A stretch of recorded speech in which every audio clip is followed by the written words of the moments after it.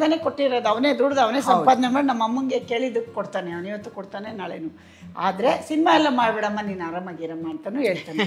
ಅಂದರೆ ಅವ್ನಿಗೆ ಯಾವ ತಾಯಿ ಆದರೂ ಈ ವಯಸ್ಸಲ್ಲಿ ಬೇಕು ಆರಾಮಾಗಿರ್ಲಿ ಅಂತ. ಈ ಸುಹಾಸಿನಿ ಅವ್ರಿಗೆ ಒಂದು ಮಾತು ಹೇಳಿದಾರಲ್ಲ, ಮುದುಕಿ ನಿಂಗೆ ವಯಸ್ಸು ಆಯ್ತಾಯ್ತಾ, ನಿನ್ಗೆ ಏಜ್ ಆಯ್ತಾಯ್ತಾ, ನನಗೆ ಮನೆ ಮಾಸ್ಟರ್ ಪೀಸಲ್ಲಿ ನೀನು ಎಲ್ರಿಗೂ ಮೆಮೊರಿ ಕಡಿಮೆ ಆದ್ರೆ ನಿಂಗೆ ಜಾಸ್ತಿ. ಹಂಗೆ ಅವ್ನ ಮನೇಲೂ ಹಂಗೆ ಇರೋದು. ಅದು ನೋಡಿದಾಗೆಲ್ಲ ನಂಗೆ ಮನೆ ಕ್ಯಾರೆಕ್ಟರ್ ನೆನ್ಪು ಬರ್ತಾವೆ ಮನೇಲಿ ಹಂಗೇನೆ. ಆಮೇಲೆ ಸಂತೋಷ್ ಸ್ಟ್ರೈಟ್ ಫಾರ್ವರ್ಡಲ್ಲಿ ಅಮ್ಮ ನಿಂಗೆ ಎಂಥ ಸೊಸೆ ಬೇಕಮ್ಮ ಅಂದ್ರೆ ನಂಗೆ ಜೋರು ನಗು, ಅದೆಲ್ಲ ನಂಗೆ ಮನೇಲಿ ಮಾಡ್ತಾ ಇದ್ದ. ಅಮ್ಮ ನೋಡಿದ್ರ ಸೊಸೆ ಇರ್ಬೇಕಮ್ಮ, ನನ್ಗಿದೆ ನನ್ನ ಹತ್ರ ಕೇಳ್ದಂಗೆ ಕೇಳ್ತಾವನಲ್ಲ ಥಿಯೇಟ್ರಲ್ಲಿ ಹೋಗಿ ಅನ್ಸೋದು. ಆ ಥರ ನಾವು ರಿಯಲಿಸ್ಟಿಕ್ ಆಗಿದ್ದೀವಿ.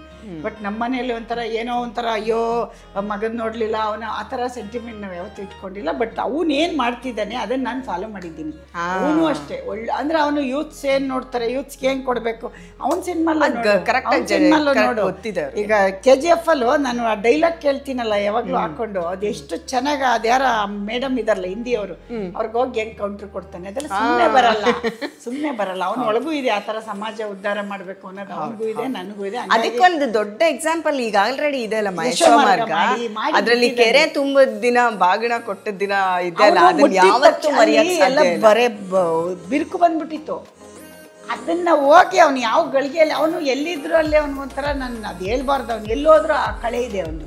ಅದು ಮುಟ್ಟಿದ ಮೇಲೆ ನೀರು 40 ಹಳ್ಳಿಗೆ ನೀರು ಬಂತು ಅಂದ್ರೆ ಇದಕ್ಕಿನ್ನ ಉದಾಹರಣೆ ಬೇಡ. ಅವನೇನು ದೇವ್ರಲ್ಲ, ಆದ್ರೆ ಆ ಮನ್ಸಿದೆ ನೋಡು, ಅವನಿಗೂ ಅದೇ ತರ ಮನ್ಸು.